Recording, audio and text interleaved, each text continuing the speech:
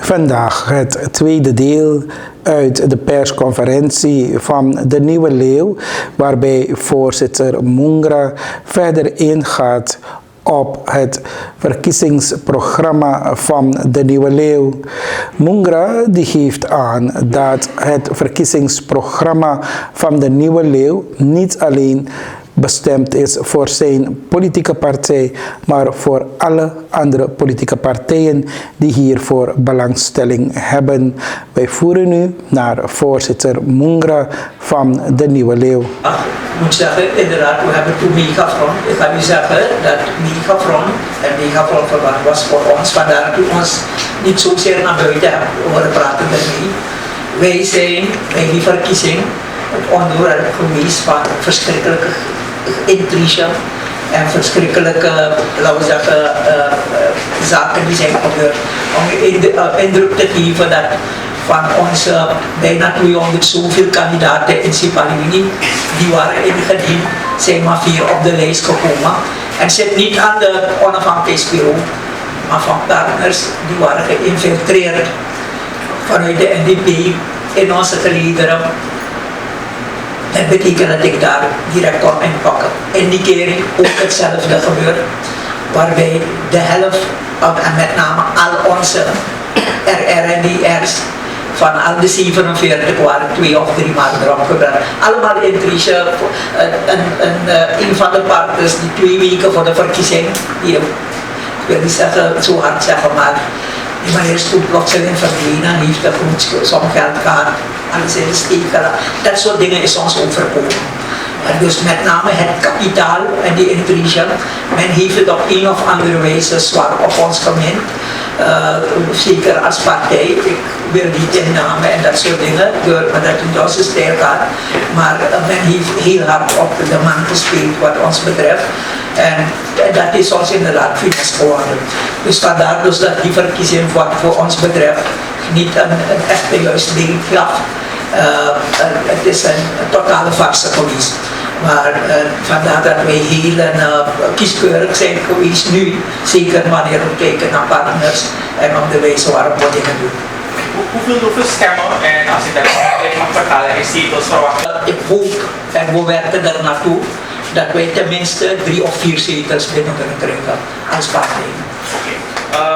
Met de partners die jullie de vorige keer de verkiezingen zijn ingegaan, u zei zo net ook van dat een enkeling een drenkeling is. Met welke van die partners gaan jullie weer samen gesprekken gevoerd? Met geen van ze, net wat ik zeg. Het bleek dus dat zeker van die 3 waren 2 gewoon infiltranten die via omweg in onze gelederen zijn geïnfiltreerd.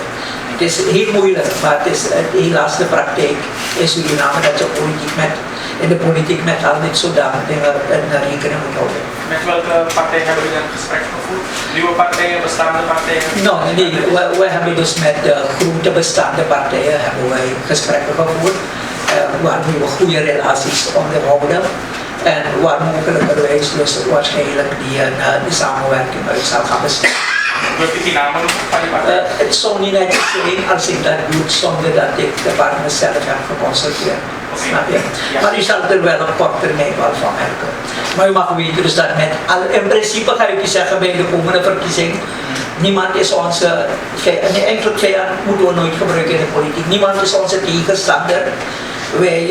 Wij kijken uit naar welke andere partij onze medestander zal zijn. In principe is iedereen buiten de huidige beheerregerders om. Maar immers, het gaat erom dat dit beleid moet worden gewijzigd en dan moet je anderen daarvoor hebben. Laatste vraag. Bij de laatste wetswijziging in het parlement is besloten dat partijen dus bij de volgende verkiezingen een waarborgsom zullen moeten betalen om deel te kunnen nemen.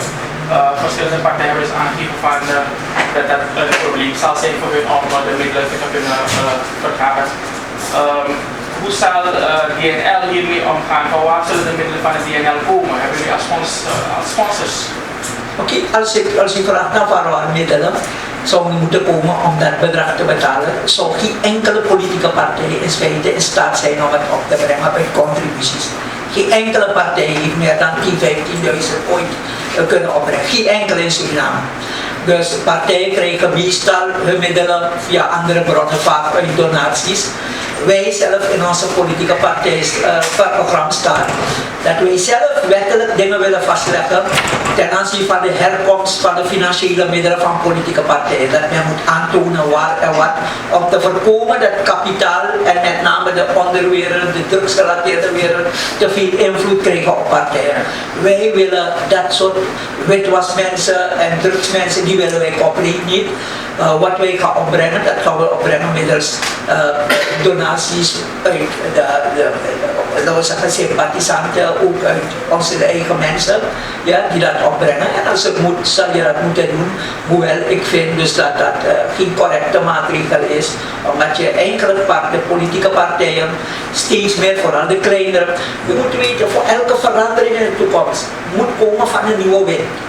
Ja, over 10, 15, 20 jaar zijn wij oud en dan moeten nieuwe ideeën, nieuwe jongens, nieuwe elan, jongeren moeten komen. Maar je begint ze alvast het onmogelijk te maken door allerlei zware barrières. Het is niet goed voor de democratie, vandaar om die reden wij altijd gekant zijn tegen dat soort barrières invoeren. Maar als het moet, zullen we dus wel gaan opbrengen. Als ik even mag aanvullen.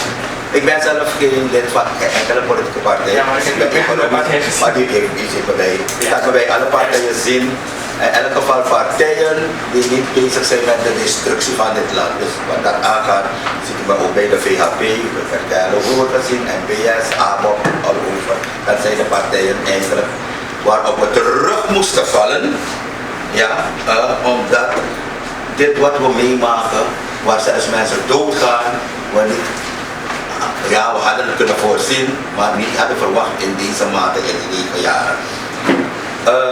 Maar een van de belangrijkste dingen waarvoor ik vecht, en ik dacht ook de partij hiervan, is namelijk het kiesstelsel. En een van de eerste dingen die gedaan moet worden aan de partij, het was waarschijnlijk beloofd door deze huidige regering, er is niks van gekomen waarschijnlijk van opportunisme, is namelijk verandering van het kiesstelsel. Want het kan toch onmogelijk zo zijn dat je 12.000 stemmen hebt en je hebt 0 zetels. Dat is gebeurd. Dat ben je nieuwe leeuw als soldaten. Maar we hebben ook namelijk op de VD, zegt hij. Het kan toch onmogelijk zo zijn dat iemand 5.000 stemmen haalt en de ander haalt maar 100 en die met 100 komt erin en die van 5.000 valt eruit. Ja? Dus dat is een van de belangrijkste dingen wat ik ook de nieuwe leeuw meegeef en die ik namelijk de andere politieke partijen die ik ook adviseer heb meegegeven om direct mee te nemen indien ze aan politieke macht mogen komen. Ja, dus dit staat ook trouwens in ons partij, in ons verkiezingsprogramma. We kunnen het allemaal misschien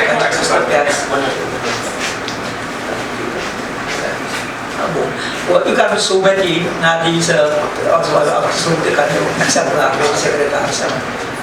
Even voor de duidelijkheid, DNL gaat alleen de verkiezingen in? En... Nee. Ik heb gezegd, enkeling is enkeling.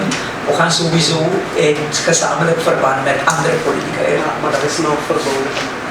Nee, de pre-electorale combinaties zijn verboden, maar er zijn allerlei andere mogelijkheden om toch samen op te trekken. En in welke districten gaat u? Wij gaan ons met name, wat DNL betreft, vooral concentreren op DNA-niveau in Nikeri, Wanica en Paramaribo. En in de andere districten, alle andere, gaan we op een regionaal niveau ondersteunen en ook ondersteuning bieden aan andere partners. Ja, Ganesh van Fysiotherapie. Heer Mungra, er is onlangs een opiniepeiling geweest van de NICOS die aangeeft dat in feite de kleinere politieke partijen geen recht van bestaan hebben bij de komende verkiezingen van 2020. Hoe kijken jullie hiernaar? Kijk, een opiniepeiling is altijd een momentopname. Het is inderdaad zo dat we als nieuwe leeuw moeten we die naam overal laten doordringen. Ja, de vorige keer voor de verkiezingen hebben we veel tijd en geld in een naam gestoken, maar dat was toen megafront, maar als nieuwe leeuw nog niet. Dus dat is, we hebben een hele serie aan acties en dingen die wij verder gaan doorzetten om de bekendheid natuurlijk te vergroten. Ik ben blij met peilingen, omdat peilingen geven waar anderen natuurlijk scheiden op peilingen. Denk ik dat peilingen toch een goede indicatie zijn om te zien wat je moet doen en waaraan je wat moet doen.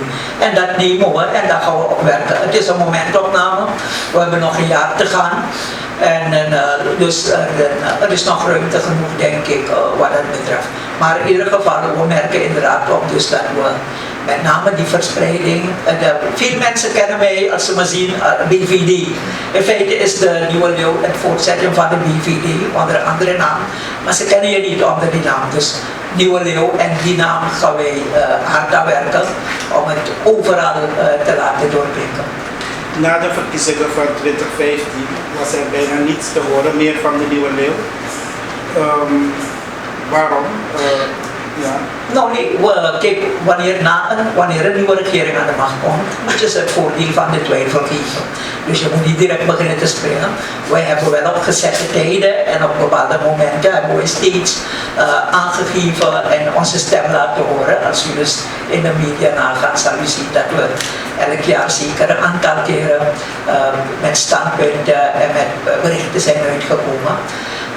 We hebben intussen die tijd genomen, net wat ik zeg, om serieus te gaan werken aan die ontwikkelingsvisie en het visie die wij vandaag hebben gepresenteerd. Ik hoorde u tijdens uw presentatie de vraag stellen aan de overige politieke partijen of ze kader hebben. Heeft DNL kader? Wij hebben kader, maar net wat ik zei, ik heb geen vraag gezegd, ik heb geconstateerd en ik heb u aangegeven, geen enkele partij heeft voldoende kader. Geen enkele, maar dat ook geen enkele. En daarom zeg ik pleit, kader is een stuk van een Surinaams vermogen. We mogen ze daarom niet isoleren omdat ze niet van deze partij of van die partij zijn. Wanneer je aan de macht komt, moet ieder die potentie heeft, die deskundigheid en die ervaring heeft, zal zich als Surinamer moeten gaan inzetten en je moet ze alle ruimte geven. In feite zou je ze zelf bijna niet gedwongen, maar een beetje moeten verplichten om dat te doen. Ik haalde dat voorbeeld uit, want toen na de reform, toen men zei van, militair, maar je zal het wel moeten doen omdat je bent gestudeerd, je hebt die ervaring en het is jouw land. Dat is waar wij van uitgaan. Er is veel kader nodig en er is genoeg en we moeten ze allemaal gaan inzetten. Wat we nu ook zien gebeuren, heer Migra, is dat vele politieke partijen, waaronder ook de grotere, aangeven dat ze nationale partijen zijn. Alle bevolkingsgroepen zijn daarin vertegenwoordigd. Hoe is het met de Nieuwe Leeuw? Wij hebben ook alle bevolkingsgroepen, mag u weten. U weet dat ik toen in de BVD, waar ik dus niemand voorzitter was, hebben we ervoor gezorgd dat 60% van iedereen in elk orgaan waren mensen die niet op mij lijken. En dat is ook ons streven, ook binnen de Nieuwe Leeuw, om dat te doen. En dat zullen we doorzetten. Er is in dit land geen plaats voor etnisch gestructureerde partijen. Dat moeten we weten hoor. Er is alle plaats voor Surinamers. Dus dat is het gegeven wat we zeker met ons meedoen.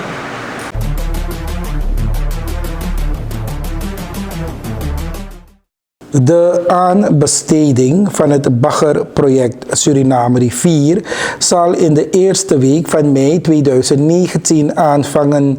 Volgens planning moet de gekozen aannemer uiterlijk aan het begin van het derde kwartaal starten met de baggerwerkzaamheden.